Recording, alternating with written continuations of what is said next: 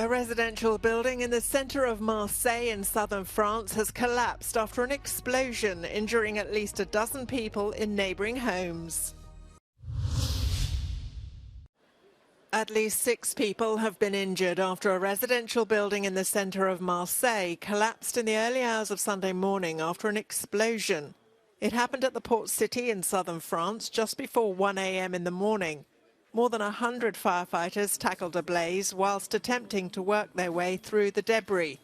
At this stage, it's not clear how many people were in the collapsed building at the time. Scores of residents from surrounding blocks sheltered in schools and nurseries.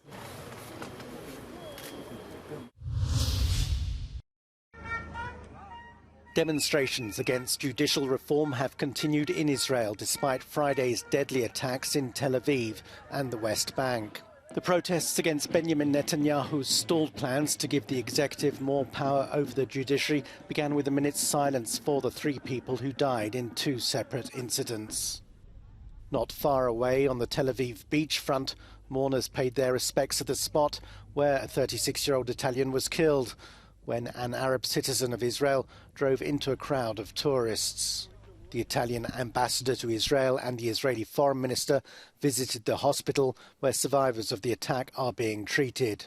In the West Bank, 2 Israeli women died when they were shot at in their car. The attacks came shortly after a heavy exchange of fire between the Israeli army and Palestinian militias in the Gaza Strip and southern Lebanon.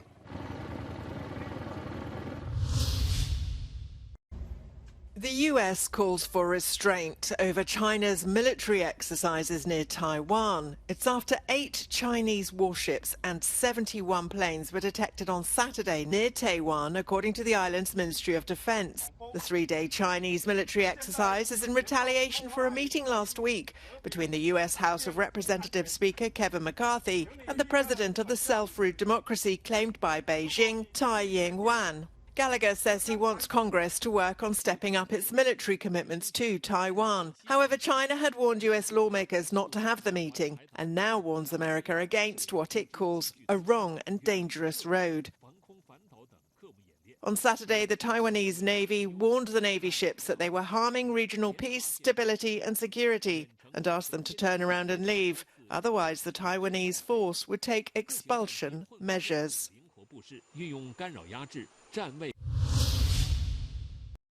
Pope Francis presided over his 11th Easter Vigil in St. Peter's Basilica Saturday evening. The ailing pontiff hadn't attended Good Friday's nighttime procession at the Colosseum because of the unseasonably chilly weather in Rome. But the 86-year-old carried out what's known as the Mother of All Vigils, which is the most solemn rite of the year for believers. He began with the blessing of the Paschal fire and the lighting of the Paschal candle, the light of the world. Pilgrims waited in silence and in the dark whilst the candle lit the ones they held. Czech believers have revived an old Easter tradition, the rattling procession.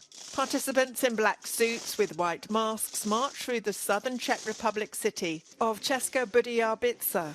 From Maundy Thursday to Holy Saturday, they walk through the town with drums, clappers and rolling wooden rattles to mark the rhythm of the day. The deafening sound replaces the bells, which have gone to Rome to be blessed by the Pope for the following year's work, according to tradition. Theatre director Vita Marsic brought this custom to this city from Moravia years ago. At the time, he was accompanied by only about 10 friends. For him as a believer, however, the Passion Week is above all a time of reflection and prayer. My se modlíme za Ukrajinu i za lidi, ale měli bychom se modlit i za Rusko, za ruské lidi, nemyslím za vedení, ale možná, že i za ně, protože neví, co činí. V tom je to, prostě je to zapeklité. My jsme naštvaní na lidi, ale ve skutečnosti je to velký problém. Prostě lidi to neradi slyší, ale je to ďábelské. In the middle of the procession, the Golgotha altar is carried, symbolically denouncing human vices such as hatred, laziness and envy. This extraordinary spectacle culminates at the square where crosses are erected.